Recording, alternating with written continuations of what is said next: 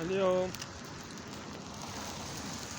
مصادف 9 نيسان أبريل عام 2024، آخر أيام شهر رمضان المبارك، وغدا هو أول أيام عيد الفطر المبارك. اللهم تقبل منا إنك أنت السميع العليم، وتب علينا يا مولانا إنك أنت التواب الرحيم. كل عام وأنتم بخير، عاد الله عليكم واليوم اليسر وبركاته. ما شاء الله اليوم الجو غائم جزئي ممطر، ما شاء الله مطر. 9 نيسان ما شاء الله.